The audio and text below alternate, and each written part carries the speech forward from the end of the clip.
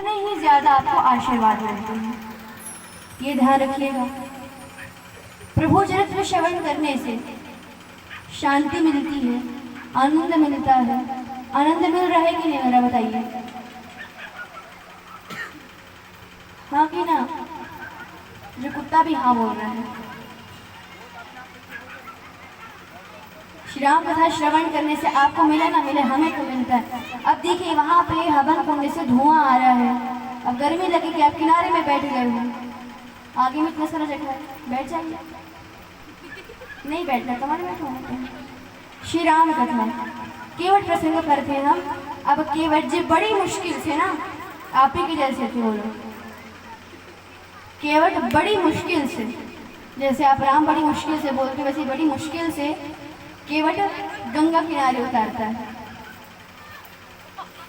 गंगा किनारे उतर गए, निषाद राज भी उतर गए, आ गए पार। तो पहले दिन कहाँ पर निवास किया? तमसा नदी के तट पर, उसके बाद गंगा जी, फिर वट वृक्ष के नीचे। तत्पश्चात प्रातःकाल प्रयागराज पहुँचे, निशायम काल में प्रयागराज पहुँचे। फिर उसके अगले दिन प्रातःकाल भरद्वाज ऋषि के आश्रम में गए। वहाँ पर भरद्वाज जी को वह सारे जो भी ऋषि मुनि आए हुए थे उन्हें दंडवत प्रणाम किया। किसने? प्रभु श्री राम ने, लक्ष्मण ने और माता सीता ने प्रणाम किया। तत्पश्चात वहाँ से दोपहर को यमुना की ओर आगे बढ़े। अब एक बात बड़ी सुंदर लगती है, जब प्रभु श्री राम वन में पहुंचे, ऋषि मुनि जब उनको दंडवत कर रहे थे, तब भील की रात जो है छुप छुप के देख रहे थे कि ये कौन है जिनका आदर सत्कार मुनि ऋषि भी करते हैं। राम तो नाम है इनका। अब वहां से राम जब आते हैं कोल की रात के गांव में, जंगलों में आते प्रभु श्री राम, वहां पर कुटिया बनाई जाती है। वाल्मीकि ऋषि से भी भेंट होती है। वाल्मीकि ऋषि से पूछते हैं कि आप हमें रहने का स्थान बताइए और ऐसा स्थान बताइए जहाँ पे किसी मुनि को कष्ट ना हो। मुनि को कष्ट ना हो इसका तात्पर्य माने वाल्मीकि जी को कहा कि प्रभु आप हमें स्थान दीजिए रहने के लिए, तो वाल्मीकि जी ने अपने शिष्य को ही कह दिया ऐसा होता कि तुम अपनी कुटिया उसे खाली करो, यहाँ पर राम रहेंगे। तो ऐसा कष्ट किसी को नहीं होना चाहिए। आप हमें ऐसा पवित्र स्थान बताएं जहाँ पर किसी को कष्ट ना हो। महाराज श्री राम जाते हैं, चित्रकूट में वास करते हैं। वहाँ भील की रात इतना प्यार करते हैं, कहते हैं भील कि प्रभु देखो आपको जो चाहिए आप हमसे मांगो। हम यहाँ इस जंगल के कण कण को जानते हैं, हम आपको रोज घुमाएंगे, आप चिंता मत करिए, आपकी सेवा हम करेंगे। सोचिए राम जी को कितना आनंद आया, बहुत आनंद आया जब भीलों ने कहा कि आप डरिए मत, भालू शेर जो भी है हम आपकी रक्षा करेंगे, उनसे जंगल में घुमाएंगे, आपको प्रतिदिन घुमाएंगे। राम जी पुलकायमान हो गए। क्यों? आप स्वयं से सोचिए, आपकी कोई पुत्र पुत्री है और आप उनको कथा श्रवण कराने ला रहे हैं, और कथा आप सुनाने ला रहे हैं। जब बच्चा वापस जाता है उस समय कहता है, समझदार है थोड़ा, बच्चा कहता है पापा देखो, मैया पिताजी देखो, आपने आज हमें कथा श्रवण कराने के लिए बुलाया, आप हमें स्वयं से लेकर के गए। जब आप बूढ़े हो जाओगे और हम उस समय बड़े होंगे ना, तो हम भी आपको ऐसी उंगली पकड़ के कथा सुनाने लाएंगे। तो उस समय कैसा सुख होगा बताइए? अत्यंत होगा ना। तो उसी प्रकार जो राम स्वयं से उनकी रक्षा करते थे भीलों की किरातों, क्योंकि वो परम ब्रह्म है। परंतु जब आज स्वयं भील कहते हैं कि प्रभु हम आपकी रक्षा करेंगे, तो राम जी बड़े प्रसन्न हो जाते हैं। इस प्रकार जीवन व्यतीत होने लगा। कथा मोड़ लेते धर्षि तुलसीदास जी। संक्षिप्त में कथा करेंगे, समय नहीं, कम हो रहा, समय कम है, कथा ज्यादा है, तो यहाँ से कथा मोड़ लेते हैं। भरत जी की ओर ले जाते हैं। भरत जी को अपशकुन होने लगे। स्वप्न में भयानक भयानक सपने आने लग गए, व्याकुल हो गए। अब वशिष्ठ जी ने रथ भेजा वहां पर ननिहाल में, जहां पर भरत जी शत्रुघ्न के साथ थे। श्री भरत जी और शत्रुघ्न आ जाते हैं अवध में। वहां देखते हैं बड़े भयानक वातावरण है। पता चला राम छोड़ के चले गए हैं। दशरथ जी की मृत्यु 7वें दिन हो गई। 6वें दिन सुमंत्र जी वापस आए, कहाँ? अयोध्या। और वहां पर पता चला कि राम वापस नहीं आए। तब प्रभु हमारे सम्राट चक्रवर्ती दशरथ जी ने 7वें दिन प्राण छोड़ दिए। राम के वियोग में बड़ी भयानक है। तो यहाँ पर भरत जी को पता चलता है, कैकेयी को दोष देते हैं, दशरथ जी का दाह संस्कार करते हैं और भरत जी फिर चित्रकूट जाने का सोचते, वहां जाते हैं। प्रभु से मिलन होता है, भेंट होती है। राम जी लखन को ज्ञान चर्चा करके समझाते हैं कि किसी से द्रोह नहीं करना चाहिए।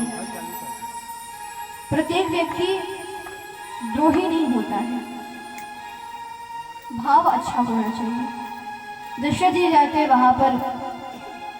कथा तो बड़ी सुंदर है पर समय नहीं है। भरत जी गए, असफल हुए रहने के लिए, तो महाराज राम की चरण पादुका ले आए। स्वयं से राजगद्दी नहीं संभाली, चरण पादुका को रख दिया राजगद्दी में। चरण पादुका के आदेश से राज्य चलने लगा। यहाँ पर प्रभु श्री राम चित्रकूट में वास करते हैं।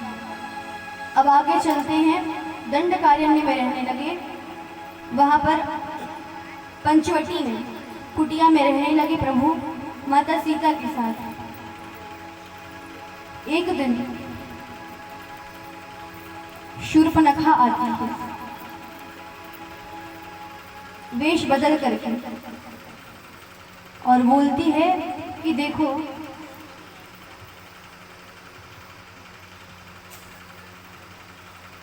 राम, मुझे तुमसे विवाह करना है। रूप बना करके आई ना शूर्पणखा राक्षस। शूर्पणखा आ तो गई। अब राम को कहती मुझे तुमसे विवाह करना है। तो राम जी कहते देखो हम विवाहित हैं शुरू से, वो सीधा दिख रही है ना, वो हमारी पत्नी है। तुम ऐसा कार्य करो कि देखो वहां पे ना जो लक्ष्मण गोरे गोरे दिख रहे हैं, उनका नाम लक्ष्मण है। तीर जो घिस के उसे धार वही बना रहे हैं, उसके पास जाओ, वो करेगा, वो बताएगा तुमको। अब लक्ष्मण जी के पास गए तो शूर्पणखा बोलती देखो तुम्हारे भाई ने भेजा है। लक्ष्मण जी बोलते हैं ऐसा, लेकिन देखो भाई हम वैरागी दास बन के, तुम्हें भी दासी बन के रहना पड़ेगा। वो बोलते हम वैरागी हैं, हमने अपनी पत्नी को छोड़ करके यहाँ वैराग्य लिया है, तुम ऐसा करो उन्हीं के पास जाओ, वही तुम्हें अच्छे से रखेंगे। तो राम जी के पास गए। अब हट करने लगे, माता सीता को दिखाया तो माता सीता को जाके पकड़ ली है। माता सीता के ऊपर प्रहार करने चली। राम जी बोलते हैं ऐसे, दो उंगली निकालते हैं, 3 उंगली, फिर कैसे इशारा करते लक्ष्मण को ऊपर की तरफ, माने धनुष निकालो और इसका नाम काट दो। इसका मतलब क्या है? ऊपर 3 उंगली और ऊपर, माने नाक काटो इसका, नक्कटी। खुद तो विवाहित और यहाँ पे भी हमारे साथ विवाह करने आई है। तो लक्ष्मण जी ने नाक काट दी उसकी, जा चली गई रावण के पास, अपने बेटों के पास पहले गई। उनके बेटे से सेना लेके आए, सब पराजित होके भागे, पछाड़ गए। शूर्पणखा भागी रावण के पास, शिकायत करी बच्ची की तरह, देखो राम ने मेरी नाक काट दिया। तो रावण क्रोधित हो गया, क्या करे?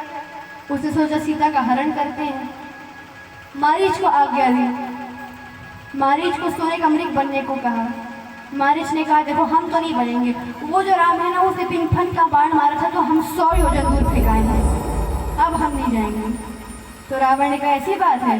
मारीच ने कहा है ऐसी बात है। रावण के मामा लगता मारीच। तो कहा देखो अगर तुम जाते हो तो ठीक है, तुम उधर जाओगे तो राम के हाथ से मरोगे, और अगर नहीं जाते तो फिर नहीं जाते हो तो फिर यहाँ पे मैं तुमको मारूंगा। अब तुम सोचो किसके हाथ से मरना है। तो सोचा भैया भला तो राम के हाथ से मर जाए, ये पापी दुष्ट इसके हाथ से ना मरना है। चले गए। माता सीता बोलती स्वर्ण का मृग देखे कि हमें ये मृग चाहिए। राम जी पीछे पीछे दौड़ते लक्ष्मण को चेतावनी देकर गए थे कि सीता को तुम देखना।